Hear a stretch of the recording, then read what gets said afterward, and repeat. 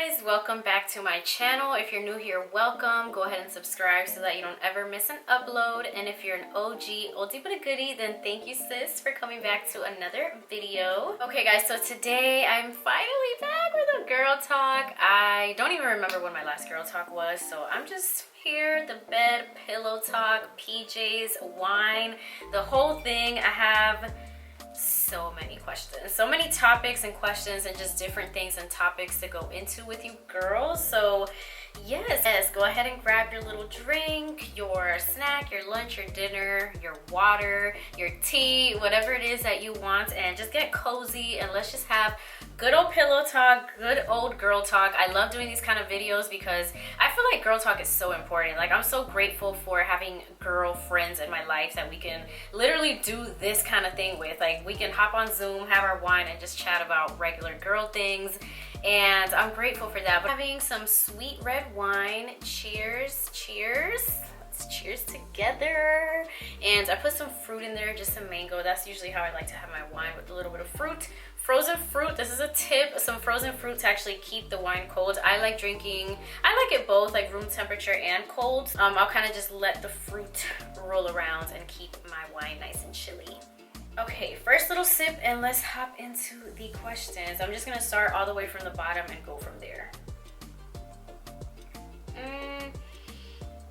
Okay, this is perfect. There's two questions pretty much like back to back. They're kind of the same thing. So the first one says, how to not be so masculine. I've been on masculine energy for the longest. And then the other question is, how can you become more feminine, physical and mental? So that is a really great topic. I feel like for, I don't know, I guess like the past year and a half, maybe 2 years, there's kind of been a shift on women and femininity and kind of just, you know, the soft life, like all that kind of era type of thing that we're kind of stepping into.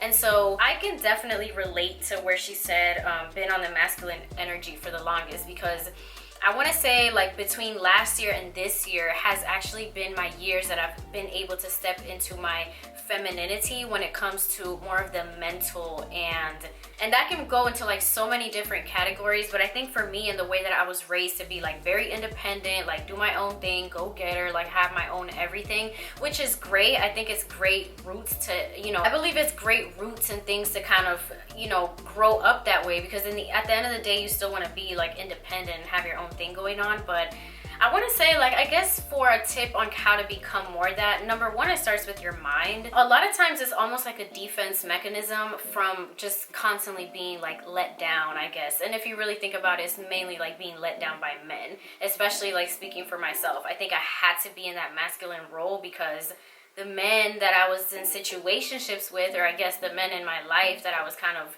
dating and, you know, looking to be my partner, weren't really stepping up to like that masculine energy. So then I felt like I had to step in and, you know, overstep and kind of not be able to fall back and just kind of let them take the wheel a little bit. So I guess when we talk about relationship wise, it just takes the right man to kind of let you fall back. And I think it's like a natural thing because like I said, for me, ever since I got into my current relationship, where now I'm able to be like that soft, like feminine, fall back a little bit, like let him kind of take the wheel in some things where I don't have to be on top of everything. So I believe it just takes, you know, the right partner to kind of bring that out of you, and it kind of just falls into like a natural pattern. If you don't have a partner and you feel like you're just a single girl and you want some tips on that, I think it just begins at your home, right? Pretty much like the habits and the things that you do on your day-to-day. This one question also asked about the physical. So when it comes to the physical, it's really just self-care, self-love.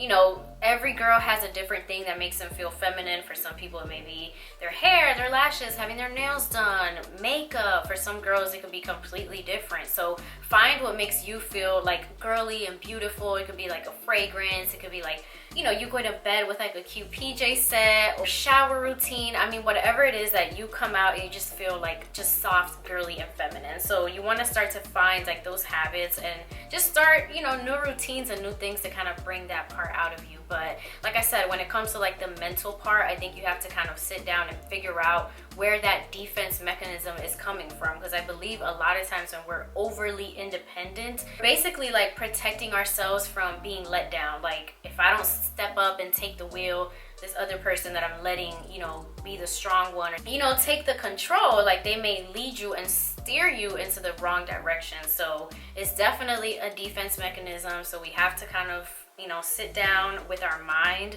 and figure those things out. Okay, let's look at the next topic.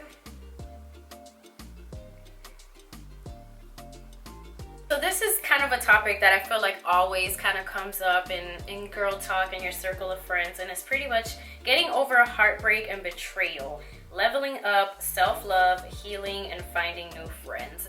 So definitely to get over like a heartbreak or betrayal, wherever it came from, because it could be from a relationship with your partner, it could be from a friend breakup. I mean, breakups can really happen in all kind of different aspects, right? But I think as far as to get over it, the first thing that you have to do is kind of let the healing process occur. I see it so many times, like just from people like on social media, you know, that kind of have shared their partners and then they go into like a breakup, and next thing you know, it's like they're living this beautiful, amazing, happy life. And it's like, I don't know if that's just for show on social media or what it is, but I think like you have to just go through that healing phase. Like you can't just, especially if it's been a long-term relationship, like you can't expect yourself to hop out of that and just be your normal self. Like, okay, I'm done. Like that person never existed, and like that whole chapter of my life like never happened. So here I am just kind of living my happy life. You know, everybody copes in different ways. So I think it's the first thing that you have to do is just kind of accept it and heal in whatever way that it is to heal. Like for some people, it may be a distraction, you know, to go out with their friends and do like the whole live life type of thing, which is great. But I think at the end of the day, you have to sit with your feelings, basically process your emotions, because you can't neglect it. I feel like the more that you neglect it and the more that you distract yourself and not want to deal with it, it's just going to continue to pop up. So I would say number one is just time, right? So just give it time, sit with your feelings, journal, like cry. I mean, literally do whatever you need to do to kind of get through that step. And then, like you said, you literally mentioned everything else step by step that you need to do, which is leveling up, self-love, healing, and finding new friends. So a lot of times, like after a breakup, especially when it comes from like betrayal and stuff, you know, you kind of have to re-find yourself, or some may say reinvent yourself. You know, that whole process kind of goes. So I think it's beautiful to kind of be able to explore a new side of you, especially, like I said, if this is coming from a relationship where were once in a relationship and now you're single. I think that's a beautiful phase of life to kind of just fall in love with yourself all over again as a newly single woman. So yeah, you know, explore, make new friends, make connections, find a change in your career, start a new hobby. I mean, literally all kind of things that you can do in that next chapter phase after like a betrayal or a heartbreak or a breakup. Like it's almost entering a new chapter, and just embrace it. Like I said, heal first, go through that tough period, but don't stay in that, because tough times do not last. And on that other side is probably somebody even better waiting for you, girl. Okay, so this is kind of a topic. So this one says, what age move out of parents' house and become independent? I feel old and far from it. So I would say it's really not an age limit to it. I think it's more when you feel ready and when it makes sense. So I know that every, you know, culture and countries and upbringing, like they all kind of have, I guess, just different, what's it called? Different expectations of this whole like moving out of your parents' house thing, because we all know like in America it's pretty much like the 18, you go to college, or like in the dorm room, like it's like the norm to do. Whereas like in my culture and like the Hispanic culture, like that's not really even a thing. Pretty much in our culture is more, well, I guess it's kind of old school, but it used to be like, okay, once like you get married, like now you get out and like explore. But I think that's more like the old school thinking. Like I don't know if in 2022 people are still kind of sticking to that. I mean, maybe, but yeah, I think it's when you kind of feel mentally ready and just mature enough to actually literally become independent and have a new set of lifestyles. One, you want it to make financial sense.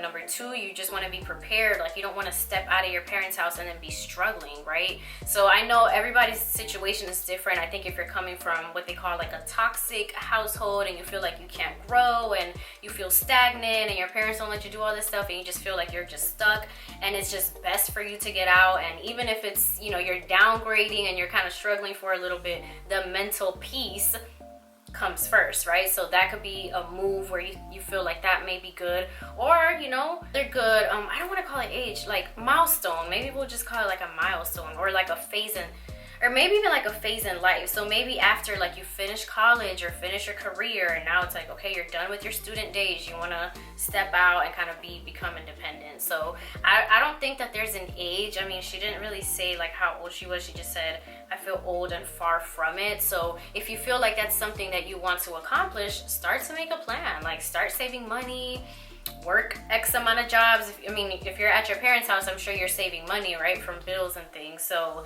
maybe just save up and stack and just make a plan. Like, make a plan on how you're gonna move out. You don't have to move out all the way by yourself. You can, you know, have a roommate. Like, figure out what's gonna work for you. But I wouldn't really put it like in age and just feel like you're behind because you haven't moved out by a certain age. You know what I mean? So it definitely, and you know, I know with like society and stuff, it's like looked down upon, like, oh, you're still like at your parents' house. But trust me, a lot of people are just planning and just being smart about it. So just kind of see where your situation takes you. But if that's something that you want to accomplish and you feel like you're ready, then start to work towards it, girl. Make a plan and go for it. Whew, okay, so I think I answered this in a girl talk before, but it came up again, so let's re-answer it. How to keep the spice in your relationship with a busy schedule. And it's so cute, she put the little spicy red pepper. So cute. Okay, so I don't know, I feel like it's kind of hard for me to answer this question because I do have a busy schedule, but it's not to where I'm not like making time for my relationship. I feel like I have, thankfully, and I'm so grateful for this. Every time I say this out loud, it's like I don't want to just say it. I feel like I'm very grateful for having a good work-life balance. Like, I have 2 businesses and I still have a life. You know, I still have a life and I have balance and I'm able to enjoy life. So it's a little hard. So it's a little hard to give like an accurate answer for this, but I would say, like the number one thing is to schedule dates, right? And I know you said spice and everything, but I think, you know, things start with, or I guess like getting spicy in your relationship really starts from like the mindset, right? Like, if you're not feeling loved and wanted and you don't have that attention from your partner, like, you're not gonna get into like that spice mood, right? I think it just starts from the mind, like, truly. From the mind and the vibe. So yeah, like, plan out dates. I think that's the first thing to kind of start to make time for each other, because, you know, as you go on dates, or even if it's an at-home date, but just plan time for both of you guys to like have some alone time, right? And talk and explore your relationship, like have a little debriefing session. You know, I don't know if you live together, if you don't, like whatever it may be, just have a session where you guys are actually like coming together and just talking, like, how's life? Because if you're truly that busy, like your partner's over here like doing their thing and you're over here doing your thing, like a lot of times things get lost in the mix and everybody's so focused on their own lives and careers. I think it's good every now and then to come together and be like, so, you know, how is work going? Like, how's this project going? How's your business going? You know, whatever it is that you guys are doing in your individual lives, like, come together and debrief and talk. That would be like the number one thing to kind of like, you know, to like spice it up and make time in the busy schedule, is that you just want to plan out time to spend time together. And I think naturally, like, the rest kind of falls into place, because once you're feeling wanted and you just have that bond with the person, like, it literally just comes natural. Like, I don't feel like it's something you have to like plan out. Like, it's just like something that happens in the moment. And if you guys are connected, you know, emotionally, spiritually, the physical comes after. So that would be my tip for you guys, okay? Just plan out some dates and make time for your relationships. We never want to get so busy with life itself and work and our careers where we're neglecting, you know, some of the best things in our lives, which to me is like family. It's your relationship, it's your kids if you have kids, it's your pets if you have pets. Like, those are I mean, speaking for myself, like those are my priorities, right? Like I never want to get so overly busy in my business life to where I'm neglecting like the people around me that I love. So don't forget about your loved ones. Okay, so this one says, when do you think is appropriate to move in with a guy? And of course, it's all personal. I think the right time is, like, is there a right time? You know, like I feel like when it comes to these relationship like topics, like there's never like a straight answer because everybody's relationship kind of works different. I think it's like a mutual thing. I feel like if you're kind of mentally ready to kind of take that next step, or you're already basically living together, type of thing, then it may be wise to kind of come up with that conversation and just see where you guys are both at in terms of that kind of planning. Now, we all know, well, if you're an OG, you kind of already know my opinion on this. I would prefer to be married. At the very least, I would like to be engaged before I moved in with like my partner, just because I feel like that's just an extra level in the relationship. And I don't want, to me, it's like I don't want to get to the point where I'm getting married and like we've already been living together, like we're already basically married, and then it's like, then you get married and it's like the same thing. Like to me, I like to have boundaries and levels like in relationships and just in my partnerships. Like if it's a friend, it's a friend. If we're boyfriend, girlfriend, like we're doing certain things. If we're husband and wife, like we're at a different level. So that's just how I see it. However, I'm not like super strict on that. You know, like I'm not moving in with anybody until I get married or engaged. Like it's not like a hard rule. I think to me it's more of like a preference. Like I would prefer to already be in that level of commitment before I made the decision to like now join households and bills and finances and lifestyles. Like we're literally merging and becoming one.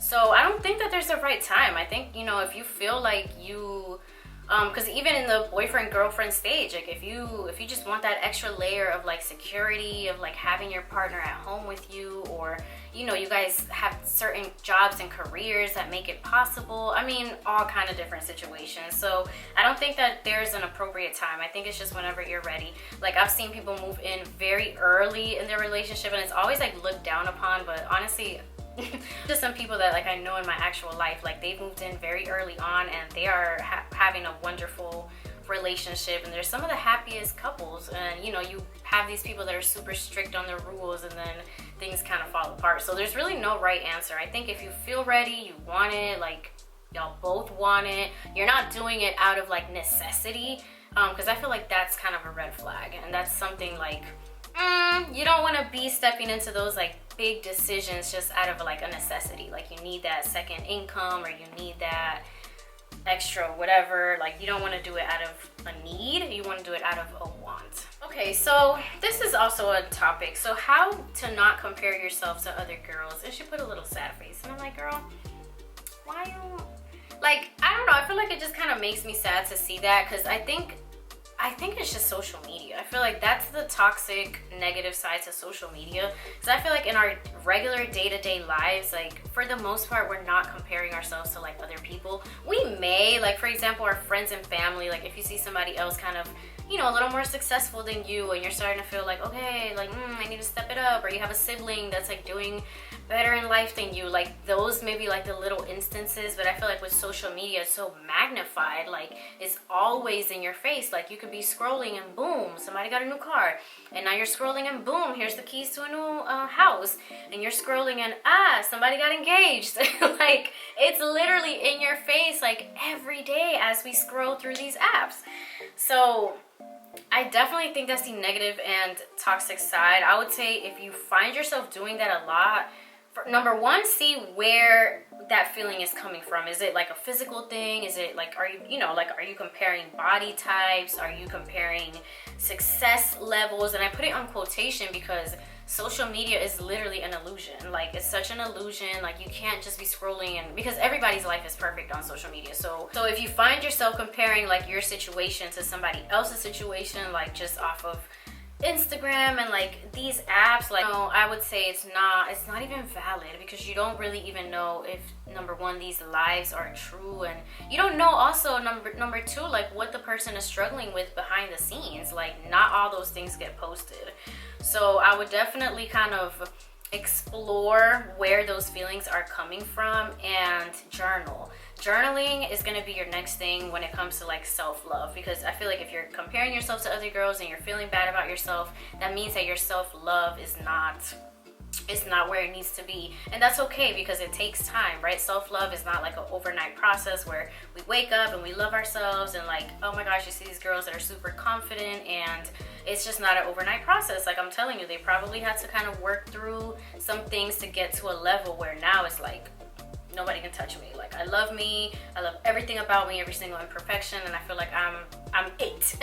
And that does not happen overnight. So journal through those things and start to, number one, find the things that you do love about yourself. And when you start to love those things, and you can start to love like your other imperfections, whether it's like physical or, you know, mental, or, you know, just where you feel like you need to be and you're not there yet. Like guys, life is such a journey. Like nobody wakes up and it's just like this amazing thing. Like everybody goes through things, so it's just a journey. Like you may be over here right now, but work to get like over here. I mean, it's never like a linear thing. So sometimes we're up, sometimes we're down, up, down. So yeah, my advice would be to just kind of explore where your feelings are coming from and just journal through them and take it day by day, and to learn that self-love and self-care, and just talk to yourself in the mirror, do your affirmations, and trust me, you will learn to love yourself. I feel like we have to do that. Like we're in these bodies, we're in these minds like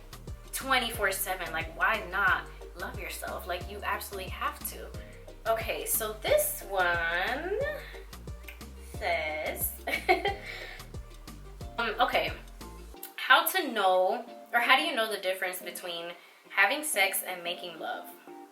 Okay, so I think when you know, you know. Like that's really, that question or that feeling, I think it's just that answer. Like I feel like you will know the difference when you've kind of experienced both, because having sex is just the act of, right? It's just the act of, there's really no emotion involved. Like it's just more so for the physical pleasure. Making love is a whole different thing. Like there's your mind, it's like a mental, a physical, a spiritual, like everything in one. It's like a magical feeling. And I think that, you know, to make love, you have to be in love with your partner, and vice versa. I think like when you're both in love with each other and you're like doing that act of making love, like that's where it's a whole like rainbow. It's like a magical experience, versus like you're just doing it for the physical, for the fun, for the enjoyment, the feel good for your body type of thing, but it's more like a physical thing. So I would say like that's the biggest difference in it, because I think when it comes to like making love and having that one partner that's like a bond, and that oxytocin release, I'm telling you, it's like, it's a whole different thing, versus like you're just having the pleasure of, you know, your body parts on the other end. So yeah, I would say when you kind of experience both, you'll definitely be able to kind of tell the difference. Like, oh oh my gosh, you guys, I just got this text. Hold on, I have to respond to my friend. Hold up, let me just do a whole voice note. Girl, oh my god, I'm over here rolling laughing because I'm filming a girl talk video, and I just briefly looked over it and I went to check my email and I have the same email. What is this? Oh my gosh. Okay guys, back to our programming. So okay, this is a good question, guys. So all right, let me grab my pillow a little closer. So dating someone who is not established in their career and not making them feel bad about it. This is a great question, because I believe that this has, number one, it starts with you, right? It starts right in the beginning. Like you have to make the decision whether or not you're gonna accept to be okay dating this person that per you or per whatever, they're not established yet. And I put this in quotation because again, everybody could kind of see it in a different way. Like what does established really mean to you? And I'm sure you have a definition to that. I have a definition to that. Sally has a definition to that. Everybody has a different definition to where we say, okay, they're established, like I'm comfortable. So number one, it starts with you. You have to make that decision. And if you're okay, I don't know, let me go back to the question, because she didn't really say like if this was a new relationship or if they're like already deep into it. So, I mean, she just said dating someone who is not established. So, I guess I'll just kind of put both scenarios. So, let's just say this is a fresh, brand new relationship. Like, you're just starting to talk to this person, you're starting to like them, but you're realizing, like, okay, they're not established. Let's just say they're working on something, right? I'm just going to use the example of like an entrepreneur, a brand new business, because in the beginning, they're not established. The beginning of an entrepreneur is very much chaotic, okay? They're probably low in finances, they're spending all their time working, you know, on this business and not seeing the money. Like, it's very much a struggle process. So I'm just gonna use that example because I know a lot of you guys are kind of in the business world. So we'll just use that. So let's say you're talking to this person and, you know, you come to find out like they just started this business, they're like struggling financially, like they're putting every last dollar into their marketing, you know, they're just struggling, but they're working towards something, right? And let's just say you're okay, like you're like, I'm gonna strap on for the ride, I'm liking the vibe, you know, I like everything else about this person except they're kind of in a struggle period right now. And if you say, okay, you know what, I'm down, like I'm that down girl that's just gonna ride for it and do it. So it starts with that, right? You have to make the decision, or vice versa. Let's say that you're already in this relationship and things change, right? People's careers change. Ruby is now joining us over here. Say hi. Say hi. You want to join the girl talk? Because you a girl, you a princess. Okay, you can be in the pillow right there. I forgot where I was. I think I was going into the not established conversation. Okay, so I think we're at the point where you're in the okay, so yeah, I remember. So as I was saying, in relationships, like things change, right? People's income levels change. You may start over in a career, like things kind of fluctuate. So if that's the case, then you also have to kind of reset and figure out like, okay, I'm in this relationship, like my partner is kind of starting over from scratch to where they were established and now they're not established because they may be starting a new career, a new job, you know, new business, all kind of things. So yeah, kind of to recap the whole question, I think it's something that you have to make the decision and be okay with it, because once you're okay with it, that's where you're gonna get to a point where you're not gonna make them feel bad about it, kind of like where you went with that question. The only way I would see, you know, somebody kind of making your partner or whoever you're dating like feel bad about the situation is because you're not accepting of the situation, right? If you naturally are like, okay, I'm like I said earlier, like I'm gonna strap on for the ride and we're gonna figure out how we're gonna get this person to the established point that you feel like, you know, you'll be comfortable with. So you mentally are like, okay, I am accepting of this, then I think that you will naturally not make them feel bad about it. I also want to point out that it depends also on the person's commitment level, their discipline, their consistency, because I think it would get kind of difficult if you're like, okay, I'm accepting that you're not established right now, but you're not seeing any progress.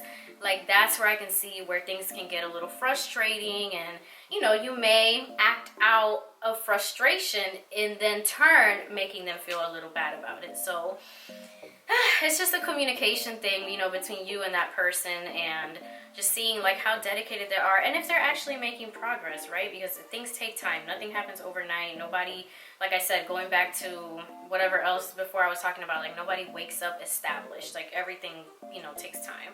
But I feel like that was a good question, because I think, I don't know, nowadays, like in our generation and just everything is like, it seems like everybody just wants like the finished prize, and they're not willing to kind of rock it out and ride it out with somebody that's working towards some level of being established or successful.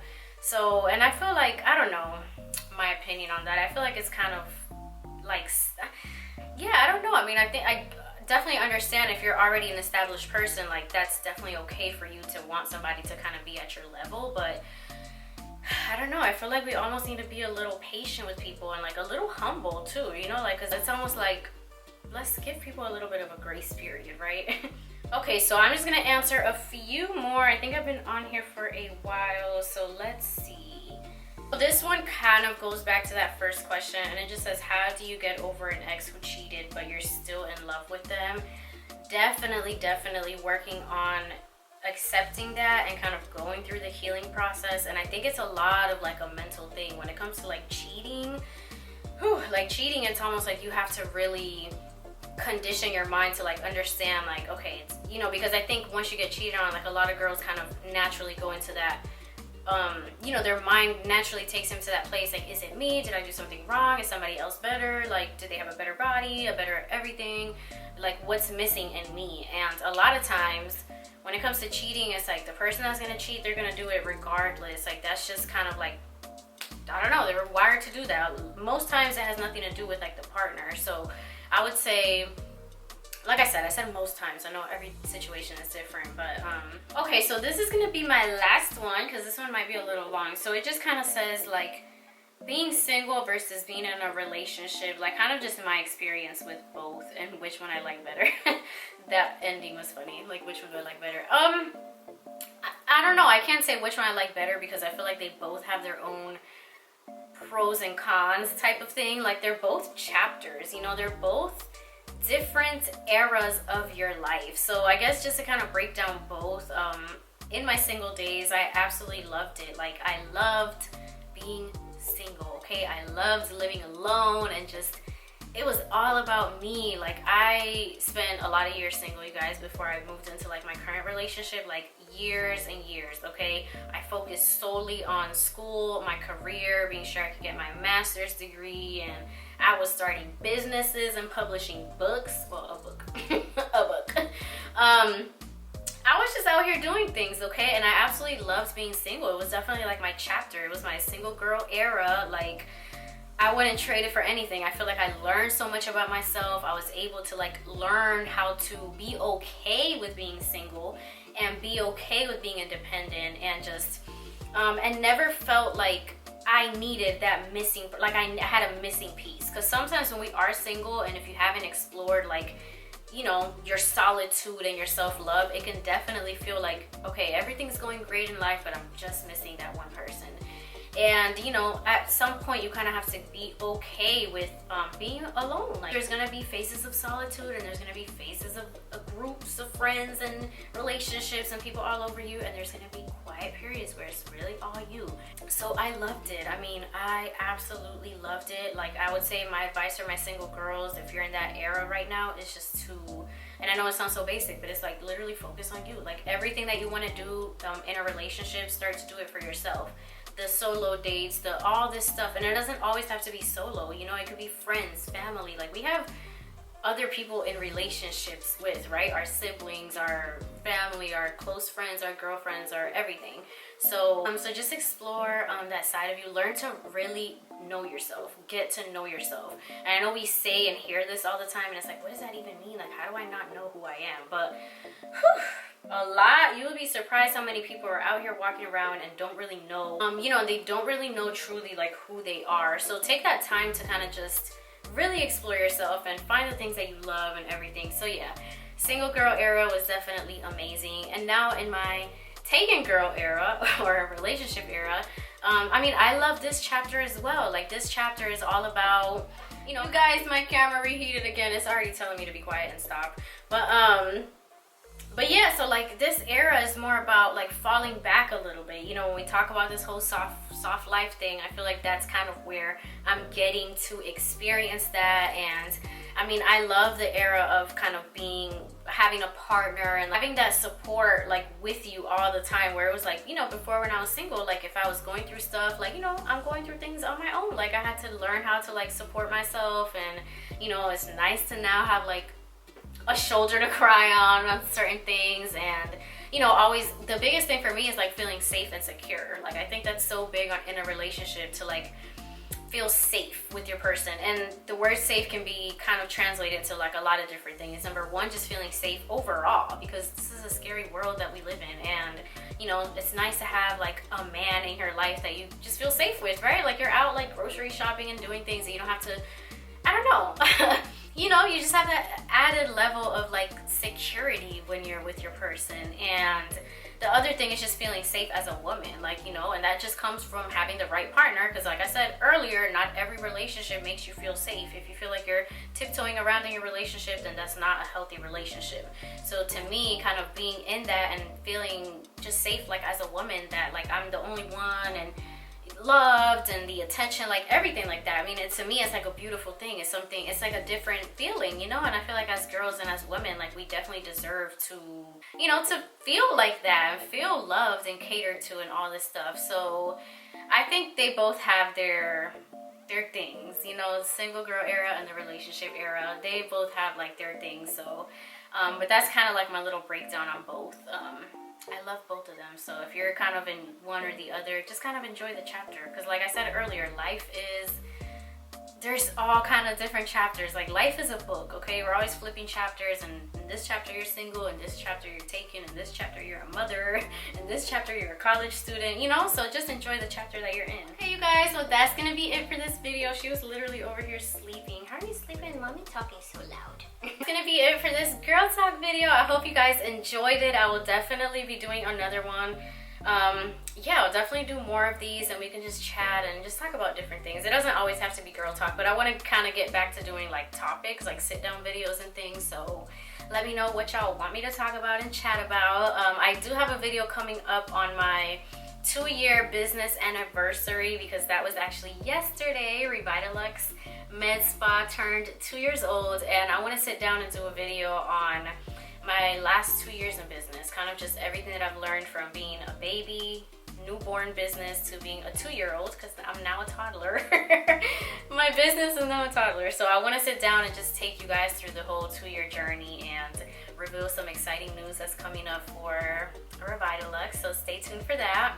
Yeah, thank you guys so much for watching. Love you guys, and I'll talk to you in the next video. Cheers. Bye.